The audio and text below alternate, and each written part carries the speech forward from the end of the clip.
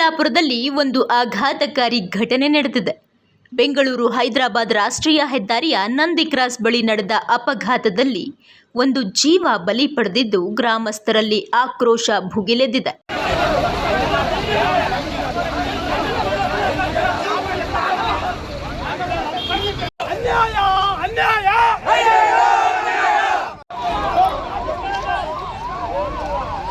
Nandi cross ಬಳಿಯ ಹೆದ್ದಾರಿಯಲ್ಲಿ tipper lorry ಮತ್ತು ಬೈಕ್ ನಡುವೆ ಸಂಭವಿಸಿದ ಭೀಕರ ಅಪಘಾತದಲ್ಲಿ ಕುಪ್ಪಳ್ಳಿ ಗ್ರಾಮದ ನಿವಾಸಿ ಕೃಷ್ಣಪ್ಪ ಜೀವ ಕಳೆದುಕೊಂಡಿದ್ದಾರೆ.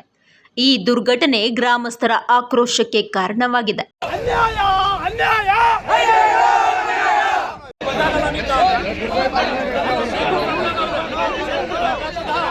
ಗ್ರಾಮಸ್ಥರು ಕೋಪಗೊಂಡು ಹೆದ್ದಾರಿಯನ್ನೇ ಬಂದ್ ಮಾಡಿ ಟಿಪ್ಪರ್ ಲಾರಿಗಳ ನಿಯಂತ್ರಣಕ್ಕೆ ಒತ್ತಾಯಿಸುತ್ತಾ ಪ್ರತಿಭಟನೆ ನಡೆಸಿದ್ದಾರೆ. ಟಿಪ್ಪರ್ ಲಾರಿಗಳ ಅತಿ ವೇಗ ಹಾಗೂ ಅಸಂಬದ್ಧತೆಯಿಂದಾಗಿ ಇಂತಹ ಘಟನೆಗಳು ಪುನಃ ನಡೆಯುತ್ತಿವೆ ಎಂದು ಗ್ರಾಮಸ್ಥರು ಆಕ್ರೋಶ ವ್ಯಕ್ತಪಡಿಸಿದ್ದಾರೆ.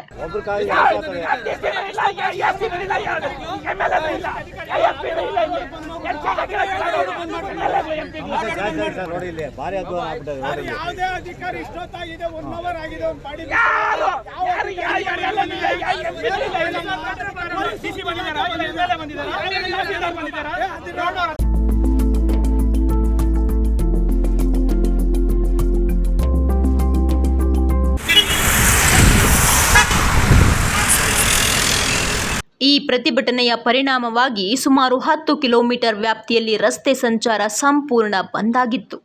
ವಾಹನ ಸವಾರರು ಸಾಕಷ್ಟು ಹೊತ್ತು ಪ್ರಯಾಸ ಪಡಬೇಕಾಯಿತು.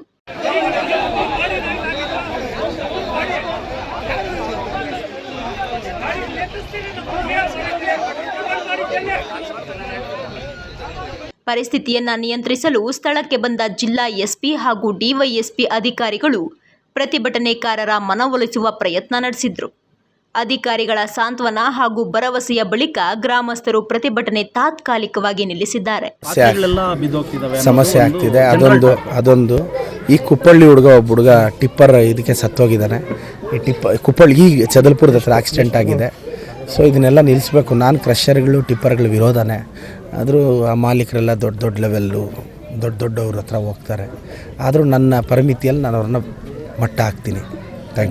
ಇತ್ತೀಚಿನ ದಿನಗಳಲ್ಲಿ ಚಿಕ್ಕಬಳ್ಳಾಪುರದಲ್ಲಿ ಟಿಪ್ಪರ್ ಲಾರಿಗಳ ಹಾವಳಿ ಹೆಚ್ಚಾಗಿದ್ದು, ಇದೇ ರೀತಿ ಅಪಘಾತಗಳ ಸಂಖ್ಯೆ ಹೆಚ್ಚುತ್ತಾ ಇದೆ. ಟಿಪ್ಪರ್ ಲಾರಿಗಳಿಗೆ ಸೂಕ್ತ ನಿಯಮಾವಳಿಗಳನ್ನ ರೂಪಿಸ್ತಾರಾ ಅಥವಾ ಇಂತಹದ್ದೇ ಆತಂಕ ಮುಂದುವರಿಯುತ್ತಾ ಅಂತ ಕಾದ್ ನೋಡಬೇಕಾಗಿದೆ. ನಂದಿ ಕ್ರಾಸ್ನಲ್ಲಿ ನಡೆದ ಈ ದುರಂತ ಹೆದ್ದಾರಿಯಲ್ಲಿ ಸುರಕ್ಷತಾ ನಿಯಮಗಳು ಕೇವಲ ನಿಯಮಗಳಾಗಿಯೇ ಉಳಿಯುತ್ತಿವೆಯೇ ಎಂಬುದರ ಕುರಿತು ಚಿಂತನೆಗೆ ಕಾರಣವಾಗಿದೆ.